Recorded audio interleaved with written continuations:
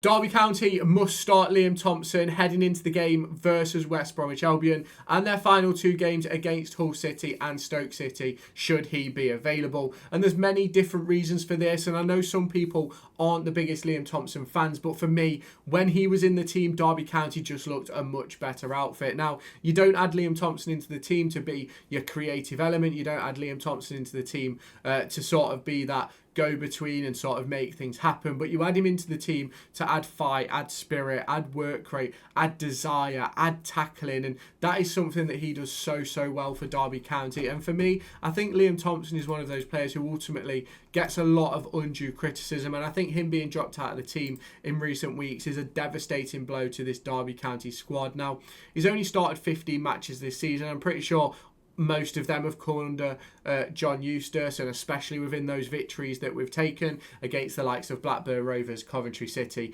If you have not done so already, make sure you hit that subscribe button and turn on that notification bell to stay tuned for all of my Derby County content heading your way across the course of the end of this season and then heading into the postseason. There's going to be lots of talk about transfers, management, and everything that goes with potential relegation or staying in the division. So if you want to stay tuned for all of that, hit the subscribe button, turn on the notification bell, hit the like button as well to stay tuned for all the content, and let me know your thoughts on this video down in the comments. Plymouth Argyle and Preston North End. He also made starts versus Swansea City and Burnley, where he was, in my opinion, one of the better players for Derby County on the pitch. And for me, the problem that I face when looking at Derby County across the course of the last couple of games versus both Portsmouth and Luton Town is we've lost something in midfield. And we have made the decision to add an extra forward into the team, which a lot of people may go, oh, well, he's trying to win games and trying to do things. And ultimately, yes, that is probably what John Eustace is trying to do. He's trying to add creativity into the team. He's trying to add a spark. But why are we trying to change something that wasn't broken? We won 4 games in a row with it. Why have we changed it? And ultimately, I understood that Derby County had to make a change into Swansea to bring Caden Jackson for Jerry Yates, because obviously Yates couldn't play. But heading into Portsmouth, it made no sense for Derby County not to play Liam Thompson. Heading into Luton Town, it made no sense for Liam Thompson not to play. Now, ultimately, there could be an injury worry going on that we don't know about. But if that is the case, we need to know. And somebody should ask John Eustace. Somebody should question the decision-making of that Liam Thompson call, because in my opinion, it's the wrong one. Now, if you want to add creativity into the midfield, chuck in a Kenzo Helbmine, because that is what we bought Kenzo to be, that creative link in the midfield, whether it be as a deeper midfielder or someone who is a little bit further forward in more of an 8 position, sort of like a box-to-box type player. But that is what Kenzo was bought in for. And I do believe that Kenzo has the ability to compete at a high level in this division, and ultimately the only reason why he hasn't been given that luxury is because he's not being allowed to play. And we're playing a player like Mendez-Laing, a player like Caden Jackson ahead of him, when ultimately yesterday when Mendez-Laing came off, I had 2 hopes, I had 2 prayers. It was that it would be Liam Thompson or Kenzo Helbmine, because that's what we needed yesterday. We needed more bite in midfield, we needed more of a ratter, and we needed someone who could not only win the ball back, but also break away from players with it. And that's what Liam Thompson can do. It's what Kenzo can do. Now, don't get me wrong. I think both players need to get a little bit more bulkier, so they're a little bit stronger. But ultimately, they have the capabilities to break away from a midfielder that they win the ball from. They can trigger a press. And that's what Derby County missed, in my opinion, yesterday, and missed the day before, the game before versus Pompey. Was the press was disjointed, the front line was disjointed, because you had Marcus Harness, who was sort of a 10 in possession, but ended up drifting out wide when we was out of possession to sort of help with the forward line pressing, and ultimately that then meant that Armstrong and Adams were exposed. And in my opinion, that's the problem with this 3-4-3 setup that we've played in the last 2 games, is you leave yourself exposed, especially on the counter-attack. If one of those front 3 sort of breaks away with the ball and the midfield 2 aren't sort of up there with you, with the wing-backs and even the centre-halves, you've got some major problems on your hands. And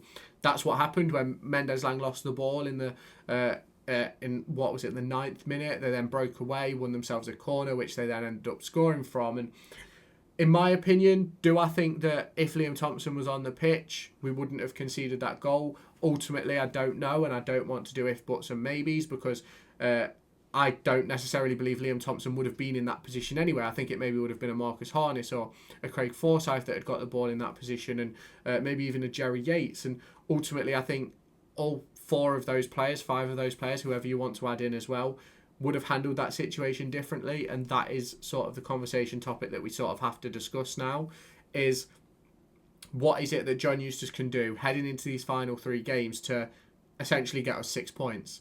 Because I think 6 points keeps us in this division. I don't think Cardiff, I don't think Luton, I don't think Plymouth pick up 6 points. I think Plymouth actually have to pick up 9. But I don't think any of them teams are going to do that. So for me, that's what Derby County have to do. We have to get to 49 at minimum. Realistically, I said all season, once you hit 45, you can practically call it a day.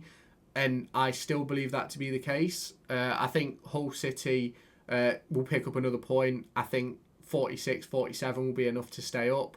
And ultimately for Derby County to do that, they need to make a change, and that change has to come, in my opinion, within the midfield, because we need to add that extra body. And ultimately, I wouldn't be at all opposed to Derby County going to a 4-3-3, adding in Kenzo, but obviously we know that the 4 hasn't really worked under John Eustace so far because the players we've got available to us, we don't quite have sort of the right centre-backs to play, and Langas can't really play as a 2, and we'd really need another right-back so that Wilson can play as one of the wingers.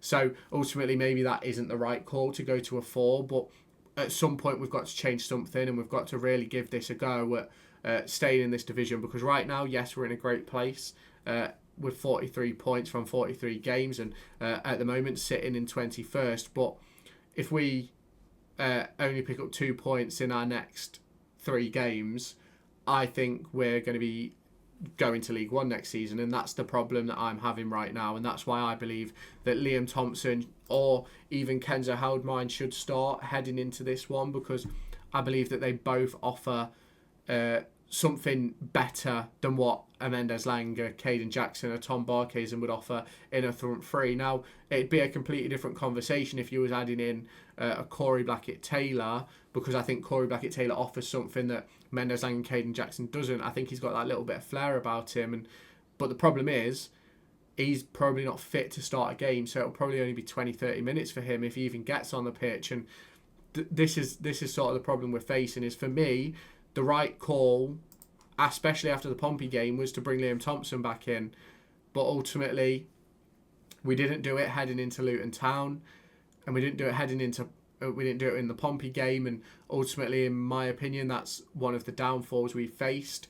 But obviously, with the return of Ben Osborne, the return of potentially Corey Blackett-Taylor, obviously was training with the squad pre-game, there is potential for Derby County to sort of play Liam Thompson. And obviously there's then them opportunities to change him around with Ben Osborne coming in.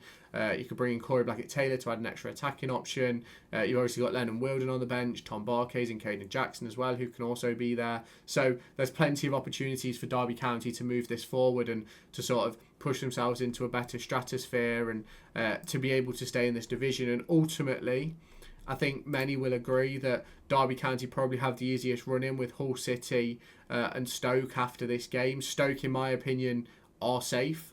They're 7 points clear with 3 games to go. Obviously not mathematically, but in my opinion, they're safe. Preston are safe. Pompey are safe. Oxford are safe, unless major catastrophe happens for them. In my opinion, Hull are pretty much safe. If they get a point against Preston, I'd say they're as good as safe.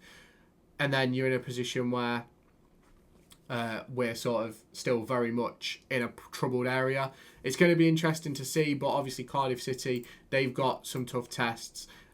Oxford, West Brom and Norwich. Obviously Norwich don't really have anything to play for, and West Brom might not heading into that game. You then go, obviously, Plymouth. They've got Coventry City, Preston and Leeds. Difficult games. You've then got Luton Town, who their final fixtures aren't easy either. Bristol City, Coventry and West Brom. So obviously you can let me know your thoughts down in the comments if you have not done so already. Make sure you hit that subscribe button and turn on that notification bell. Hit the like button as well to help stay tuned for all of my latest Derby County content heading your way.